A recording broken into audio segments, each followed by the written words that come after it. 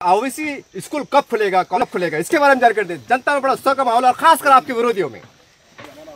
देखिए, सबसे पहले तो मैं अकबरुद्दीन अवैसी साहब जो हमारे पार्टी के सीनियर लीडर है, हैदराबाद के एमएलए लीडर ऑफ अपोजिशन है तेलंगाना असेंबली में, तो उनका तहे दिल से शुक्रिया अदा करता हूँ कि जो हैदराबाद में उन्होंने पिछले न जाने कितने सालों से एक स्कूल की स्थापना की थी जहाँ पर गरीब बच्चों को मुफ्त में तालीम देने का काम वो कर रहे थे।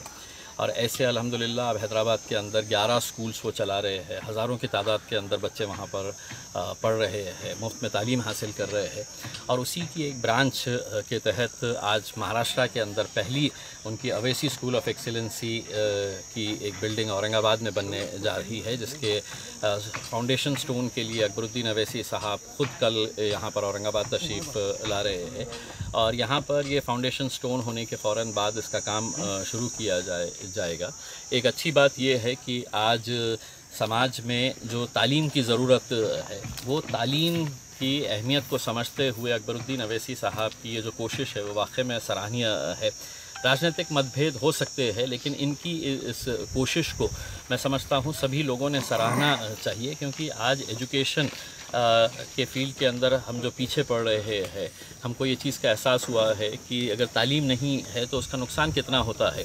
तो एक फ्री एजुकेशन का एक कंसेप्ट यहाँ पर भी महाराष्ट्र के अंदर भी लॉन्च कर रहे हैं, शुरू कर रहे हैं, तो काबिल तारीफ़ बात है और इसकी सभी ने सराहना करनी चाहिए। सर, कितने एकड़ में बनने जा रहा है? देखिए, इसकी 7 फ्लोर की बिल्डिंग रहेगी और यहाँ पर जितने भी बच्चे तालीम हासिल करेंगे, जो भी गवर्नमेंट के नॉर्म्स होते हैं, उस नॉर्म्स के हिसाब से सारी परमिशंस हासिल की गई है और उसके नॉर्म्स के हिसाब से ही बिल्डिंग तैयार की जाएगी। और यहाँ पर जितने भी स्लम एरिया के अंदर रहने वाले बच्चे हैं, और ख़ास बात ये है कि लोगों के अंदर ये भ्रम रहेगा कि अकबरुद्दीन अवैसी साहब या MIM की तरफ से अगर है, तो मैं ये साफ़ कर दूं कि ये अकबरुद्दीन अवैसी साहब का पर्सनल ट्रस्ट है और वो पर्सनल ट्रस्ट से ये इस तरह के स्कूल्स और हॉस्पिटल्स का जो काम करते हैं उनके पर्सनल ट्रस्ट के ज़रिए करते हैं और किसी भी सालार मिल्लत ट्रस्ट के नाम से एजुकेशन ट्रस्ट। तो और दूसरा ये है कि किसी भी तरह का कोई जाति धर्म का उसके अंदर ये नहीं रहता है। जो गरीब है वो गरीब है, तो तमाम गरीब लोगों के लिए, बच्चों के लिए एक बहुत अच्छी पहल है, मैं समझता हूँ। सर, कुछ दिन पहले राज ठाकरे की सभा हुई थी और आपने कहा था कि उससे ज़्यादा पब्लिक भी हमारे पास हम जमा कर सकते हैं। क्या ये कल का दिन जनता को वही देखने के लिए मिलेगा? देखिए, ये एक बहुत अच्छे और नेक काम के लिए अकबरुद्दीन अवैसी साहब आ रहे हैं। राजनीतिक सभा के बारे में मैंने जब कहा था, तो राजनीतिक सभा के बारे में मैंने उस वक्त ये भी कहा था कि कौन सा ग्राउंड ले, ये हमारे लिए बड़ा मुश्किल है, क्योंकि जो ग्राउंड को हम देखते हैं वो हमें ऐसा लगता है कि हमारे लिए छोटा पड़ेगा करके।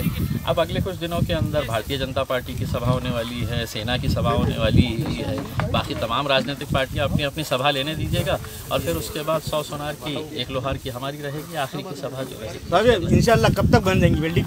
बहुत जल्द इसके काम की शुरुआत होगी। देखिए, दिक्कत ये है कि 2 साल से 2.5 साल से जो कोरोना की वजह से कोई काम नहीं हो पा रहा था, तो वो कोरोना के वजह से ये प्रोजेक्ट थोड़ा सा डिले हुआ है। लेकिन अब अकबरुद्दीन अवैसी साहब का ख़ुद का इंटरेस्ट है कि जल्द से जल्द है तो इसका काम शुरू किया जाए और यहाँ पर जो गरीब बच्चे हैं, उनको, ज़रूरतमंद बच्चे हैं, उनको मुफ्त में तालीम देने की जो उनकी एक सोच है, उनकी जो मंशा है, उसको। सर, आपकी और अकबरुद्दीन अवैसी की एक भाषण में ये कहा था कि अवैसी स्कूल भी बनेगा और अवैसी हॉस्पिटल भी बनेगा, तो अवैसी हॉस्पिटल कब बनेगा? शुरुआत तो होने दीजिएगा, उसमें शुरुआत एक हो जाने दीजिएगा, एक नए काम से शुरुआत होने दीजिएगा। और सिर्फ हम ही नहीं, अब सिर्फ अवैसी ही नहीं, ये सवाल है तो आप जाके आप दूसरे राजनीतिक पक्षों से भी पूछिए कि साहब, तेलंगाना से अकबरुद्दीन अवैसी साहब आकर यहाँ पर एक मुफ्त स्कूल की बुनियाद डाल रहे हैं, गरीब बच्चों को मुफ्त में तालीम देने का काम कर रहे हैं, तो उनसे भी सवाल करिएगा। जो सिर्फ भाषण देते हैं, वो भाषण के साथ साथ बोलिएगा कुछ अच्छे नेक काम भी कर ले, उसके अंदर तो ज़्यादा बेहतर है। सर, आज हम लेबर कॉलोनी में घूम रहे थे और काफ़ी